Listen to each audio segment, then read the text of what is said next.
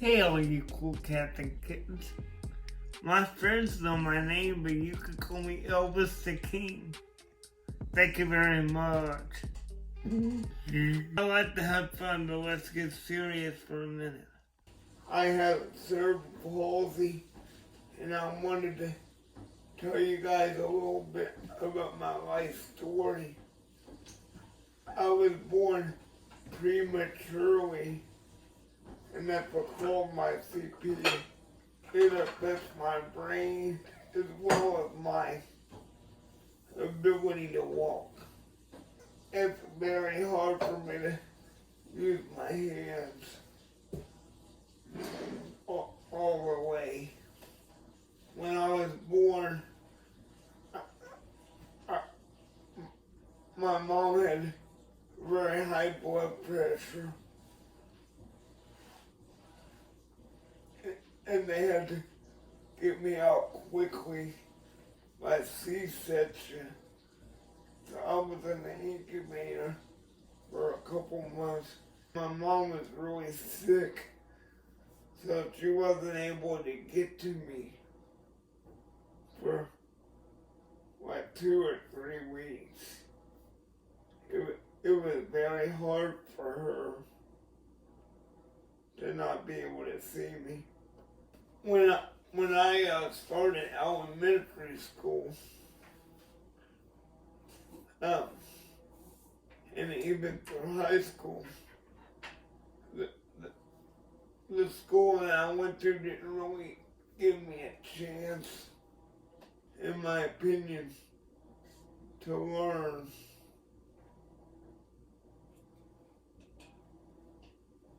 But it was very hard for me in school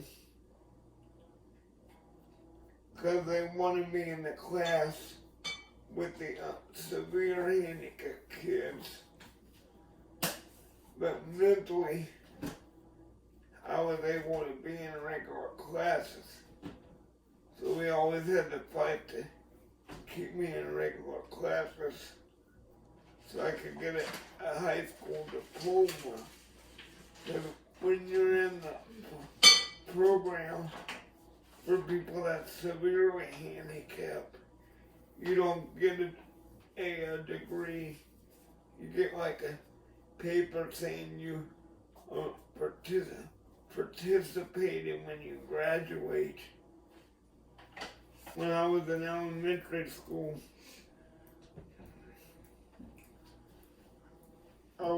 I was in maybe like 3rd grade or 2nd grade. So I would have been about 7 or 8. For a whole year, I would laugh inappropriately.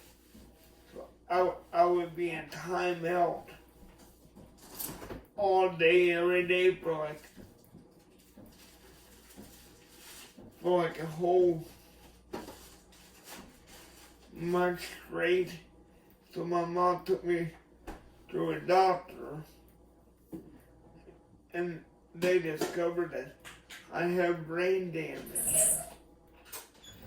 And because of that brain damage, it makes me laugh out of nowhere sometimes, especially when I get nervous.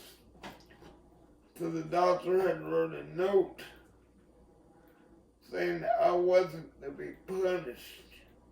And what they did, and they still punished me, but only this time I got a new teacher, and she said, I'm not gonna deal with this next year. Next time you laugh, I'm gonna put you in a room in the basement, and they don't know if there's something dark or scary down there. And I got nervous, and once again I laughed. So she took me down to the basement and put me in a storage room. And my mom called the principal, and they tried to tell me, they tried to tell my mom that there was no way I could get to the basement. But my mom said that's not true, because I know when you have the Christmas boutiques, that it's in the basement. So my mom came over,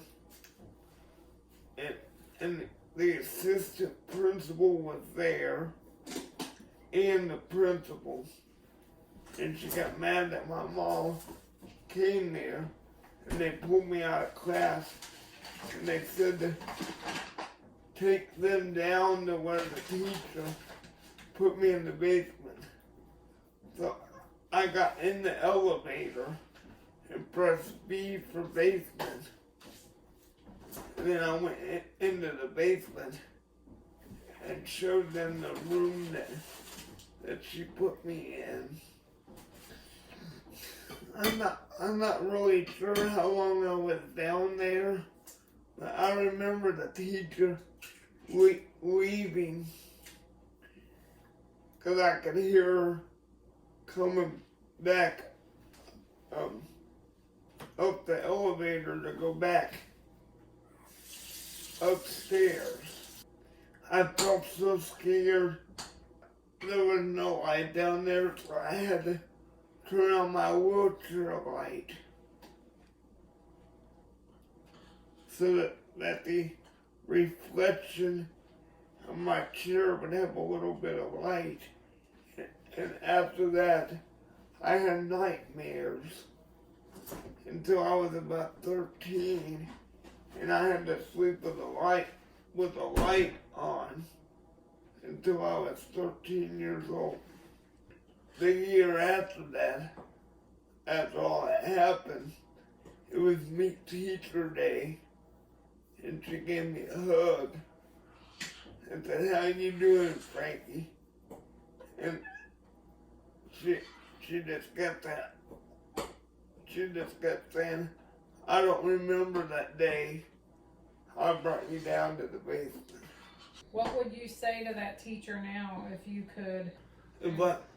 If I had a chance to teach her or to tell her something, I would tell her that you don't do that to a child, and because of you, until my teenage years, I had to sleep with the nightlight on every night,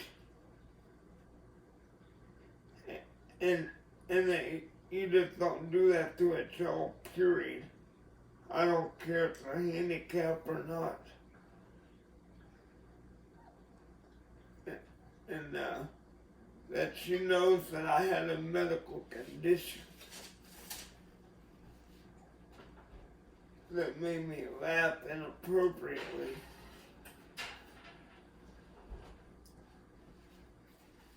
And I can't believe that they still had her teaching that she should have told the truth. That's what I would tell her.